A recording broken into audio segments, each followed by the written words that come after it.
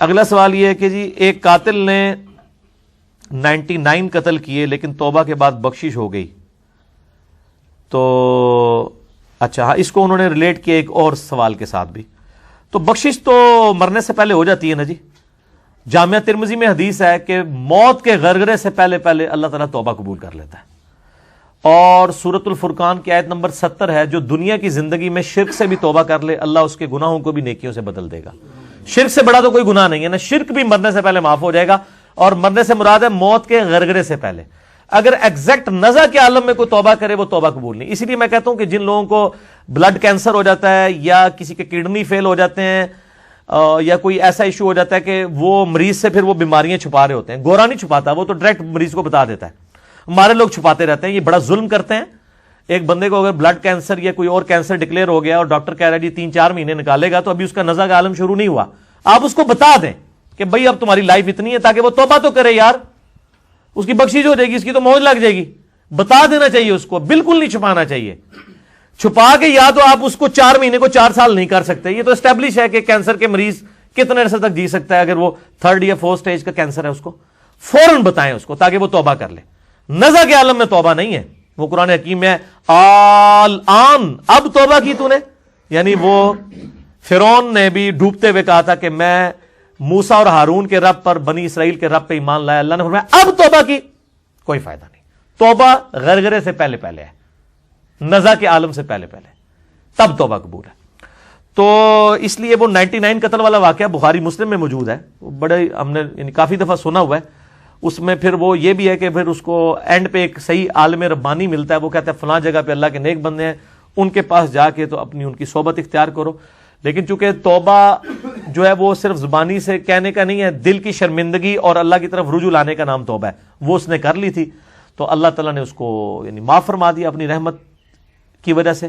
اور بخاری مسلم میں آتا ہے حالانکہ وہ نیک لوگوں کی بستی سے دور تھا، اللہ تعالیٰ نے اس کو زمین کو سمیٹ دیا. وہ نہ بھی سمیٹتی بیسیکلی تو وہ توبہ کر چکا ہوا تھا. اس کو انہوں نے ریلیٹ کیا ہے ایک اور سوال کے ساتھ کہ جی ایک صحابی تھے جنہوں نے چادر چوری کی تھی، وہ مال غنیمت میں سے، اور ان کو پھر کیوں دوزخ میں ڈالا گیا اور ان کے اوپر آگ کی ہاں جی شہید ہونے کے باوجود. ہاں جی، اس کی وجہ یہ ہے کہ جن کے رتبے سوا ہے نا جی، ان کا معاملہ بھی سخت ہے. ایک لائق شاگرد جب جو ہے وہ 2 نمبری کرتا ہے نا تو استاد کو زیادہ غصہ آتا ہے، نالائق کے اوپر اتنا غصہ نہیں آتا. یہ دنیا کا بھی رول ہے. یہ واقعی صحیح مسلم میں حدیث ہے کہ مدعم نامی ایک غلام تھا، یہ بخاری میں بھی ملتی ہے، مسلم میں ذرا ڈیٹیل سے ہے. غزوہ خیبر کے موقع پر ایک نامعلوم تیر اسے لگا اور وہ شہید ہو گیا. نبی علیہ السلام کی سواری کا کجاوا کسا کرتا تھا، آپ صلی اللہ علیہ وآلہ وسلم کو سفر و حضر میں وضو کرواتا تھا. نامعلوم تیر لگا اور وہ مر گیا. صحابہ نے کہا یہ تو سیدھا جنتی ہے، آپ علیہ السلام کا خادم تھا. آپ نے فرمایا تم اسے جنت کی بشارت سنا رہے ہو، جبکہ اس نے مال غنیمت میں سے ایک چادر چوری کی تھی جو آگ کی اسے پہنا دی گئی ہے، نعوذ باللہ من ذالک. اور صحابہ کہتے ہیں جب آپ صلی اللہ علیہ وآلہ وسلم نے یہ بات کی تو اگر کسی نے کوئی ایک تسمہ بھی اٹھایا تھا نا مال غنیمت میں سے، ایک رسی بھی، اس نے بھی لا کے بیت المال میں دوبارہ جمع کرا دی کہ یار یہ معاملہ اتنا سخت ہے. جن کے اوپر حق زیادہ واضح کیا جاتا ہے نا، ان کے اوپر پھر معاملات بھی زیادہ سخت ہو جاتے ہیں. اسی لیے آپ دیکھیں کہ قرآن حکیم میں آیا ہے نبی کی بیویوں تم عام عورتوں کی طرح نہیں ہو، اگر تم نے بے حیائی کی تو تمہیں دگنا عذاب دیا جائے گا. آپ کہیں جی نبی کی بیوی کو دگنا کیوں؟ اس لیے کہ ان کا مرتبہ بھی زیادہ ہے.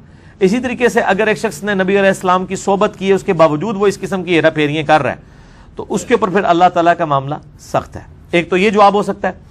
دوسرا یہ بھی ہو سکتا ہے کہ وہ ظاہری طور پر ایمان والا ہو، اندر سے اس نے ایمان نہ لایا ہو، لیکن یہ بعید ہے. اس پہ میں فٹ نہیں کرتا، لیکن الگ سے ایک واقعہ موجود ہے.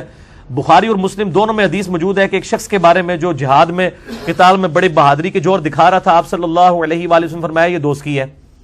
صحابہ کرام ایک صحابی کہتے ہیں وہ تو اتنی یعنی بہادری دکھا رہا تھا، میرے دل میں وسوسہ آیا یہ دوست کی کیسے ہو سکتا ہے. میں اس کے پیچھے ہو لیا. اینڈ پہ میں نے دیکھا کہ اس بندے نے زخموں کی تاب نہ لا کر خودکشی کی اور اپنے آپ کو ہلاک کر لیا. تو انہوں نے وہیں سے نعرہ لگایا صدق رسول اللہ صلی اللہ علیہ وآلہ وسلم، نبی علیہ السلام نے سچ کہا تھا. اور نبی علیہ السلام کو آ کے کہا کہ اس نے خودکشی کر لی. تو آپ نے فرمایا بلال اٹھو اور اعلان کر دو کہ آخرت کا جو دار و مدار ہے وہ خاتمے کے اوپر ہے. اگر کسی نے خاتمے کے وقت ایسا برا عمل کر لیا ہے تو ظاہر ہے اس کا پچھلا سارا معاملہ جو ہے وہ 0 سے ملٹیپلائی ہو جائے گا. تو وہ چونکہ اس نے خودکشی کی تھی، اس کی وجہ سے اس کو دوستی کہا گیا.